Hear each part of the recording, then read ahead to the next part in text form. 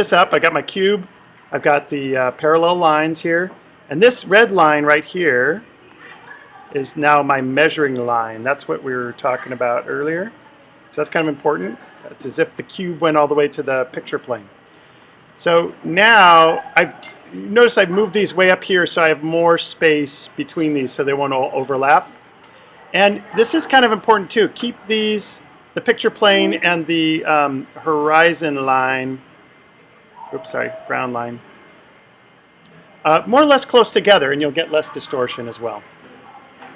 Because in my scene here, my cube is pretty small and I'm pretty close to it, so this should be pretty good.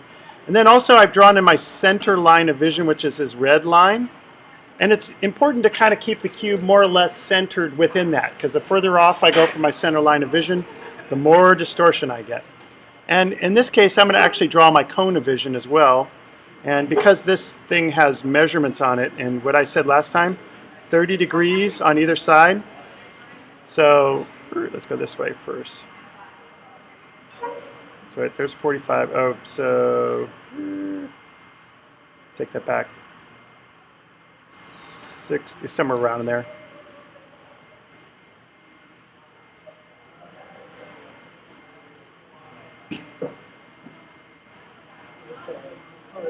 Yeah, I was trying to get exactly 60 degrees. That's more or less. Okay. Let's do cone of vision as blue. And that's just an approximate thing because things get just more and more distorted as they cross that line. There's no like absolute, you can't cross this barrier. Okay, so here's my center line of vision. And so I'm gonna do this just for change. I'm gonna put a circle in the center line of vision where that crosses the horizon line and as big as my cone of vision is. All right, so now let's start projecting this out. So I've got my station point down here, SP, and let's pick a new color. Let's go green, and I am going to start snapping some lines all the way to the picture plane. And as I said, I'm projecting through the object to the picture plane this time, so it's a little bit different. And there's the back corner. And sometimes I just draw the line, but I should draw it all the way through so you see where it's coming from.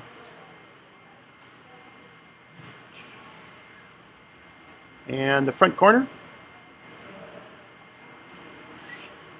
From my station point over to my picture plane. Okay, those are the four corners of my cube. And I've already drawn the vanishing point lines, which are these here. To find, whoa, sorry, those points on my picture plane. I've transferred those up, and so here's my two, oops, here's my two vanishing points. And so now what I need to do is I need to project up. I'm going to do this one in red so we can see what's going on. So there's my measuring line right here. A projection or an extension of one of the sides of the cube up to my picture plane. And now I'm going to transfer that up to my drawing. And this is the point where I need, is right where it crosses the ground line. And I'll project it up forward. So now I can start to assemble something because I got my vanishing points, I've got my measuring line, but I still need that height of the cube. So I'm going to use my compass here and measure out one of those sides. Transfer that up to this point, and that's how tall the cube is if it were touching my picture plane right now. But I've got to project that forward, and that point is where I want to start. So I follow that up to here. And I'm going to project that up. Actually, I said I was going to change colors. Let's do that. Let's go to blue now. So I'll project this up. And now let's use the orange to do my cube. So I've got all the basic pieces I think I need. So let's just start building this. So I put this on my vanishing point. I need to go through this point right here. That's the ground line where this measuring line hits my picture plane. I transfer that up where it hits the ground line. Now I go back to my vanishing point and project this forward. And this corner point, I projected up to the picture plane. And that went up. And where that crosses this line, that's my first edge of my cube that's out in space. Now I need to go back through the height of that. And so right now, this whole plane right here represents this entire line in space. But we don't need the whole thing, right? We need to find out how long it is. So if I look back, let's see, here's my station point through this corner and over to this point. Now let's transfer that up. And here is how big that cube is.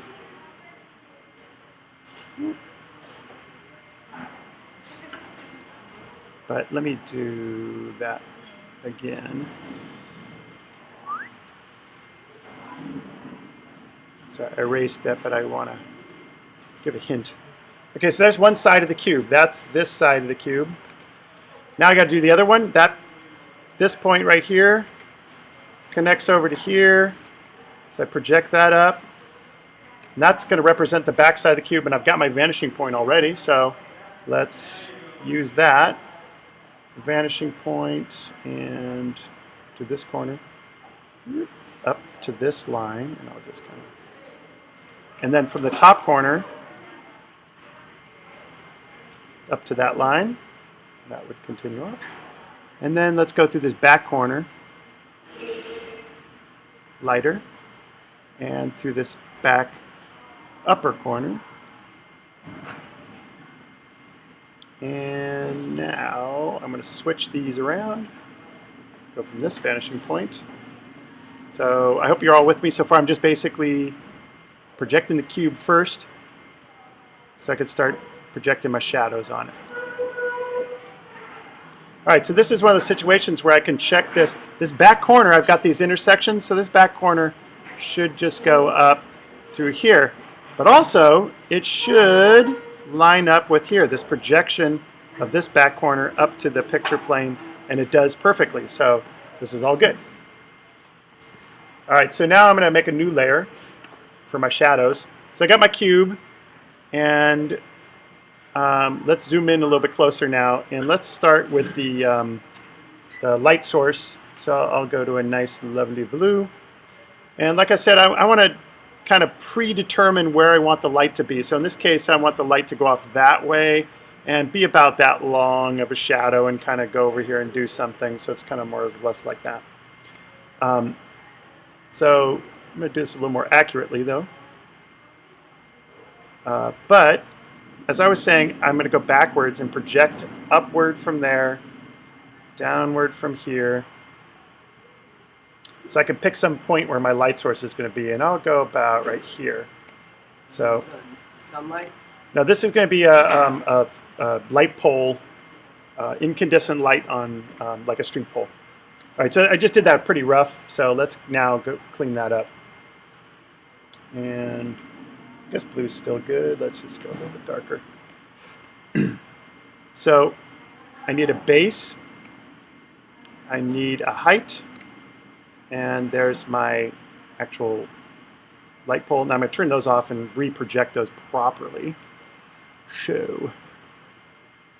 All right, so remember we go through the base of everything and with the base of the light source. So here's my base. Here's my base of that corner. I'm going to project forward. And then I'm going to go through the top of the, actually let's do this in a different color. Let's do all these first, and then we'll do the tops in a different color. So base through this corner.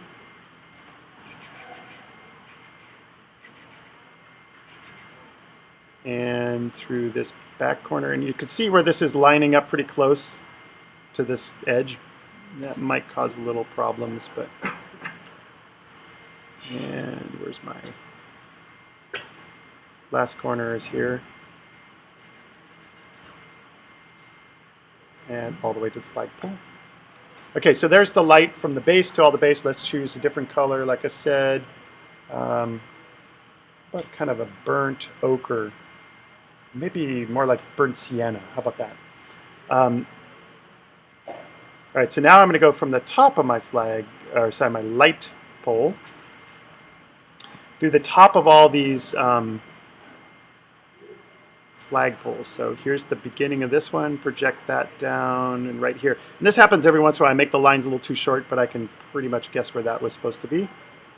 And then through this one, down to this point right there.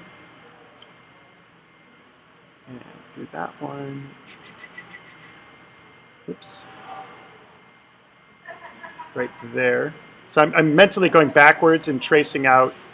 Oh, go back down to the bottom of that and trace back out. So right there is where those two intersect. And the last corner, I think, is this one through the top and right there. All right, so I've got 1, 2, 3, 4 points. And like I was saying before, like if this was a 4 flag poles with a tarp sitting on the top, we would cast a little square shadow. And so I could start connecting all those points. I'm going to try to do this more or less accurately with the thing. But look at this. See, I'm connecting this point and this point.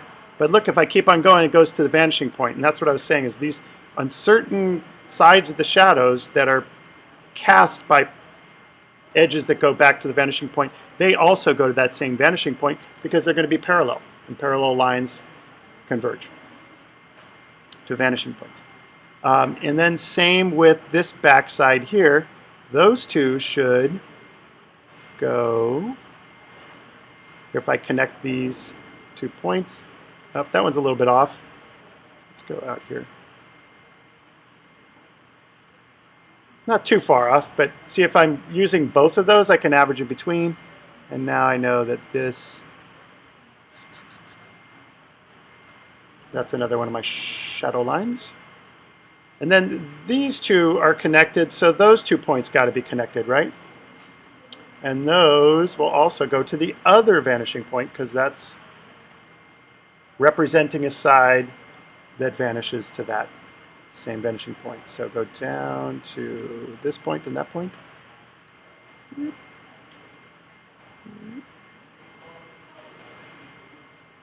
And then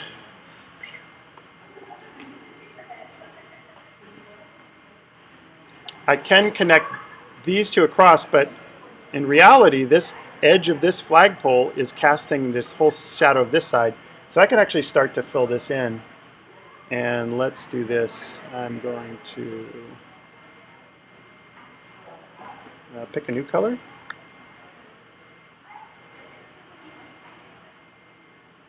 So I'm kind of jumping here and saying, where's the shadow going to be? I'm building a little box and I'm going to dump a fill in here.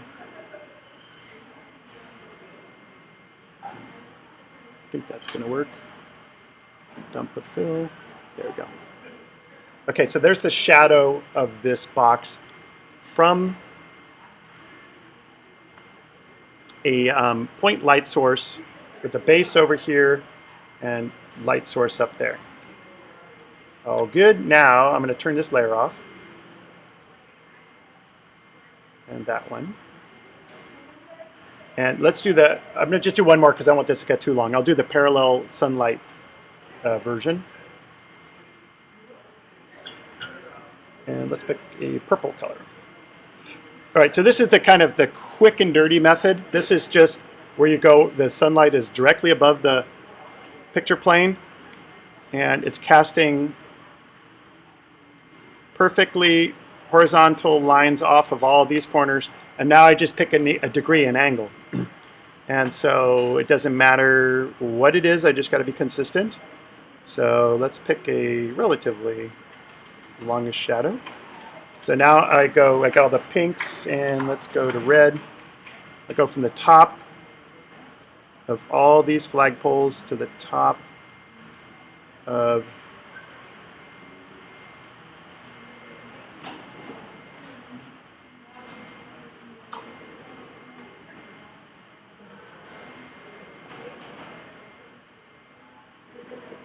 Okay, y'all guys all with me so far?